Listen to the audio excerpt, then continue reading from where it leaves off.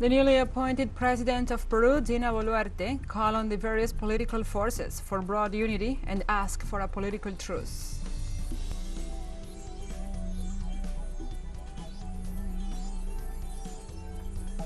Also, the European Commission proposed the 9th package of sanctions against Russia that will include almost 200 individuals and entities and cut Moscow's access to drones.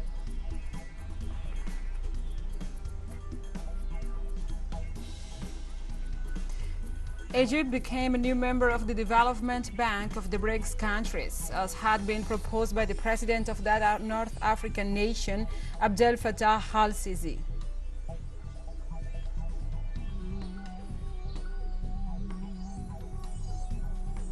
From the headquarters of TeleSUR English in Havana, Cuba, this is From the South.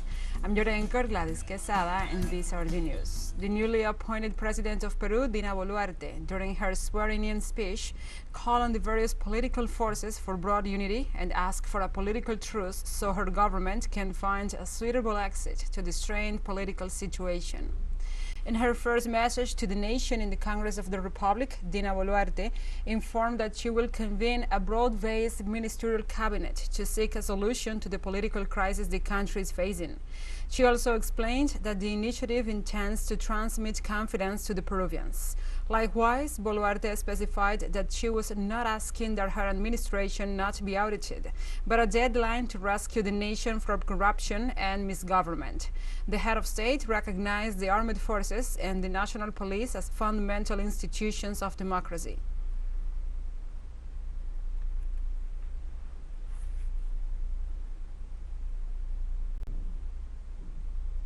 Mexico's Foreign Minister Marcelo Ebrard announced on Wednesday the postponement of the Pacific Alliance Summit scheduled for December 14th due to the situation in Peru. The leader of Mexican diplomacy took to Twitter to announce that given the recent events in Peru, it had been agreed to postpone or suspend the Pacific Alliance Summit that was to take place on December 14th in the city of Lima.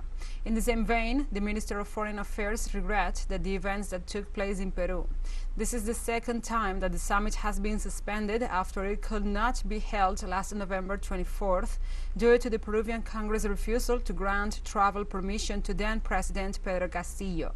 The alliance, which includes Chile, Peru, Mexico, and Colombia, decided at a time to hold the meeting in Lima, the capital of Peru, as Peru was due to receive the pro tempore presidency from Mexico.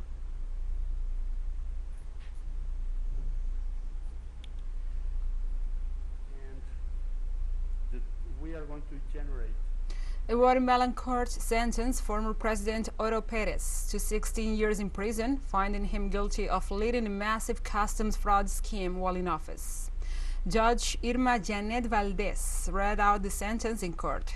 She confirmed Perez, who was forced to resign in 2015, was found guilty of racketeering and fraud targeting the customs system. The former head of state was sentenced to 8 years on each count. His former vice president, Roxana Valdetti, received the same sentence. According to investigators, those involved in the scheme known as La Línea received bribes of some $3.5 million, defrauding the country out of almost $10 million in tax revenue.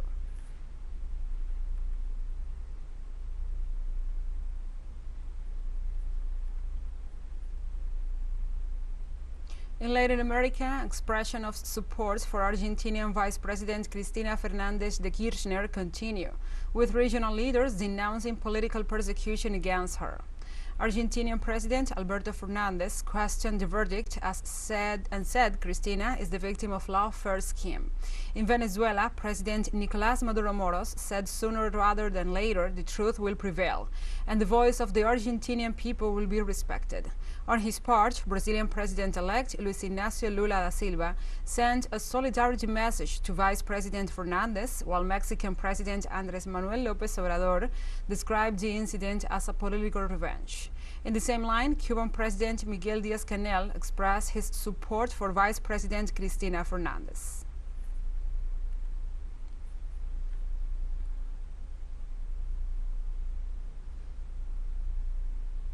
In Ecuador, organized workers mobilized on Thursday in several provinces to demand policies in favor of employment, education, health, and security. The mobilization was called by the United Front of Workers, who demand a general increase in salaries and the creation of sources of employment, at the same time that they speak out in defense of the Ecuadorian Social Security Institute. Likewise, union leaders rejected the announcement of Guillermo Lazo's government to increase the minimum wage to $450 as from 2023.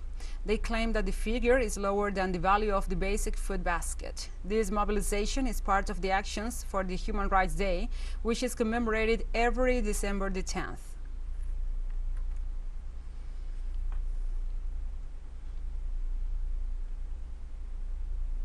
The Central American Integration Summit, or the System Summit, is underway this Thursday in the city of Santiago de los Caballeros in the Dominican Republic. For 2 days, the dignitaries will address issues such as safeguarding democracy, environmental preservation, food security and cooperation, as well as strengthening public institutions, as well as the situation in Haiti. The meeting will serve to forge alliances and promote productive initiatives agreed upon by the countries to make up the regional body, who have agreed that the projects resulting from the meeting must be backed with the necessary resources to guarantee their effectiveness. The meeting will conclude with the transfer of the pro-tempore presidency to Belize, a presidency currently held by the Dominican Republic.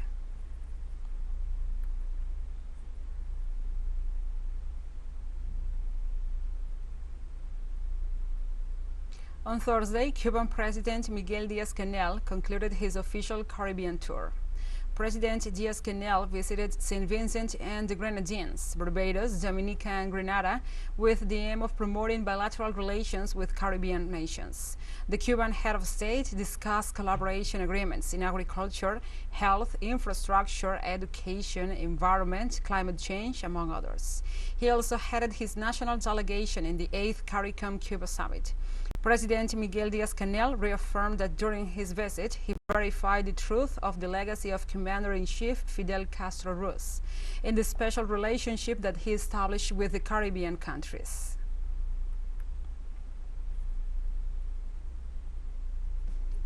Let's take a short break, but first, remember you can follow us on our TikTok account at TeleSUR English, in which you will be able to see news in different formats, news updates, and more.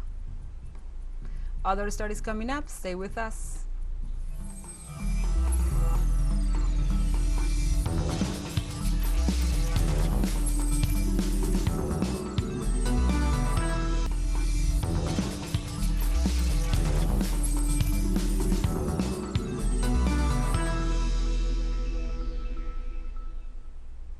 Welcome back. The Brazilian Senate approved the constitutional amendment bill proposed by President-elect Luiz Inácio Lula da Silva to maintain financial assistance from the state to the country's poorest families. The upper house of Congress endorsed the initiative with 64 votes in favor and 16 against. The constitutional amendment bill guarantees the payment of $120 to low-income people within the framework of the Bolsa Familia program. This amendment will increase the national budget for 2023 and finance the subsidies to the poorest for 2 years.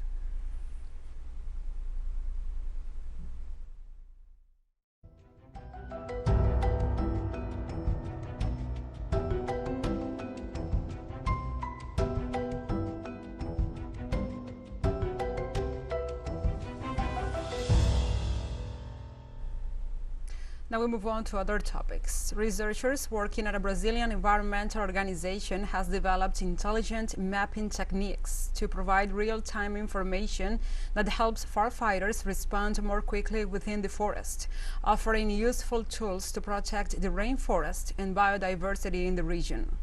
The Amazon Environmental Research Institute is a research organization working towards achieving sustainable development in the Amazon region. Its researchers have been making huge efforts to make people know about the importance of protecting the Amazon as it concerns the future of humanity. Therefore, the Research Institute has been working with firefighters to facilitate their access to the needed information with the goal of providing the best technology and tools for firemen so that they can can make better decisions on how to stop the fire when accidents happen.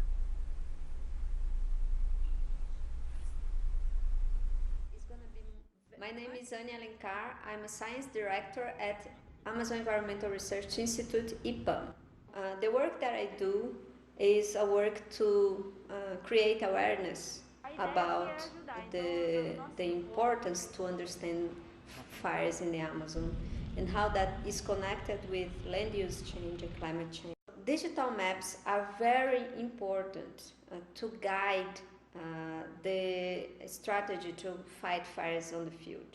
So if they have, for example, if they have a vision or an image from a drone, they can take the decision, the best decision on where to put a fire break, where to do a backfire, for example. And it's going to be much more efficient in order to control the fires. In Portugal, heavy rains overnight flooded the country's capital Lisbon into Thursday, submerging cars, streets and public transport stations while blocking some metro lines. A 55-year-old woman was killed after being trapped by the water in the basement where she lived, according to the National Civil Protection Agency. The intense rainfall caused authorities to shut roads and city tunnels around the capital. Among hundreds of incidents reported, local hospital San Francisco Javier lost part of its roof and water flooded some of the building. The Civil Protection Agency has called on citizens not to leave their homes and to try to avoid low-level areas. Portugal, or the Portuguese Institute of the Sea and the Atmosphere, has placed all Lisbon districts under red alert, the most severe of 3 levels, and forecasts the rain to last until Friday.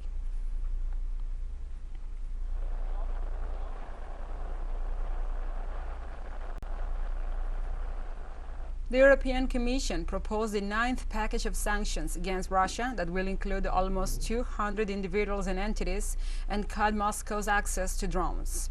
The 9th package proposed adding almost 200 additional individuals and entities to the sanctions list, including Russian armed forces, as well as individual officers that defend industrial companies, among others. It also suggested sanctions against 3 additional Russian banks, including a full transaction bank and the Russian Regional Development Bank. Moreover, the EU Commission intended the imposition of new export controls and restrictions on key chemicals, nerve agents, electronics, and information technology components that could be used by Moscow.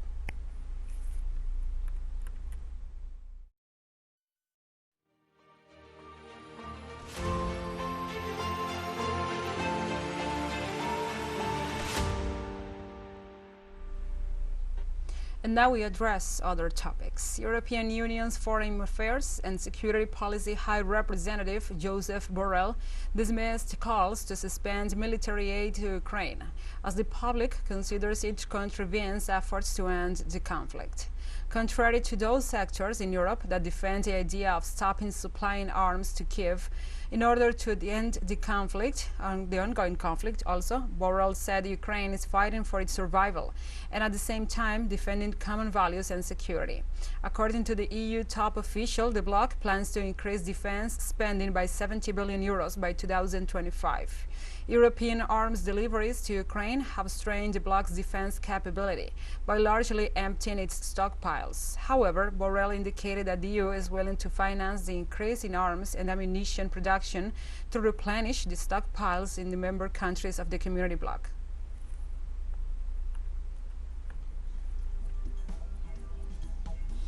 And we have more news coming up after a final short break, so stay with us.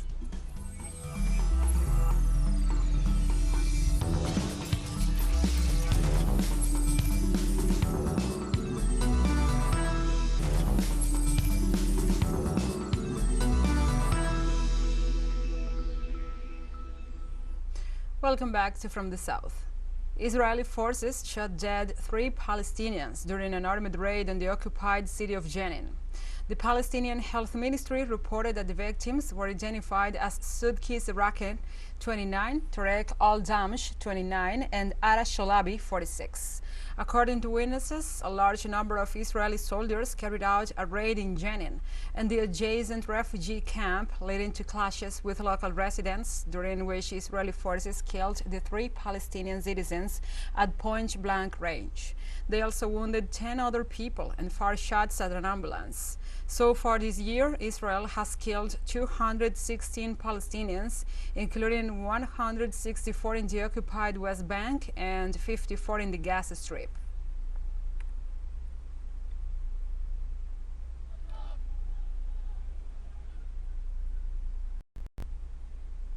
The Chinese government reaffirmed that President Xi Jinping's visit to Saudi Arabia is the most significant diplomatic event in the history of the Asian giant in its relations with the Arab world. On Thursday, the Chinese head of state met with the top leaders of Saudi Arabia, including Crown Prince Mohammed bin Salman Al Saud. Chinese and Saudi Arabian companies signed about 20 agreements for a total amount of $29 billion, which made China Saudi Arabia's largest trading partner, displacing the United States. Beijing emphasized that the strengthening and cooperation and coordination between both nations will contribute to mutual development and to face the accelerated global changes.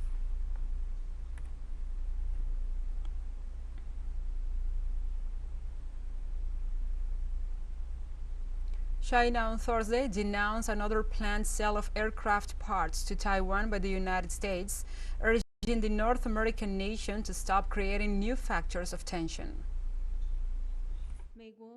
The U.S. has blatantly violated the One China principle and the 3 China-U.S. joint communiques, especially the provisions of the August 17 communique by selling arms to Taiwan. This undermines China's sovereignty and security interests, damages peace and stability in the Taiwan Strait, and sends the wrong signal to the Taiwan independence forces. We strongly deplore and reject this and will take strong measures to firmly defend our sovereignty and security interests. On Thursday in Uganda, health ministry officials and representatives of the World Health Organization, WHO, announced the arrival of 1,200 doses of Ebola trial vaccines. According to the ministry officials, this is the first batch of one of the 3 vaccine candidates against the Sudan variant of the Ebola virus. WHO officials said the vaccines will be used in a clinical trial called Tokomeza Ebola. WHO Uganda Incident Manager Charles Ngunja said this was a historic day for the country and the world of scientific health research because for the first time, vaccines for clinical trials have been produced in less than 90 days after the start of an Ebola outbreak, which is a remarkable effort. Uganda had declared this latest Ebola outbreak on September 20th. Cases had spread across the country, including in the capital, Kampala.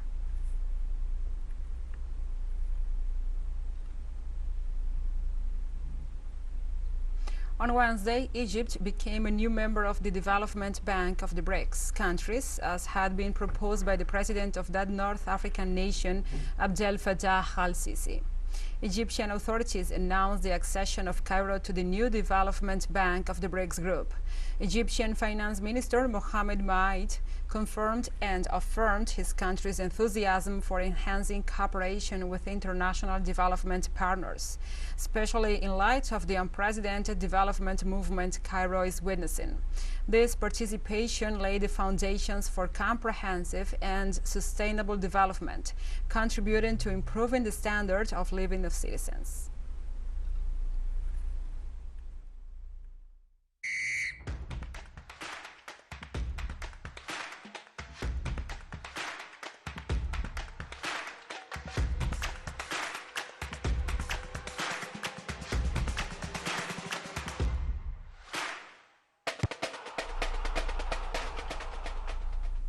And just as the hearts of millions of fans live the emotions of the Qatar 2022 World Cup, TeleSUR joins this sporting event with From the Field, a show that brings news, analysis, reviews, and more to our audience. Don't miss it. Our show airs 1 p.m. local time in Caracas and 12 p.m. New York. Remember, From the Field, only on TeleSUR. And we have come to the end of this news brief. But remember, you can find this and many other stories on our website at telesurenglish.net.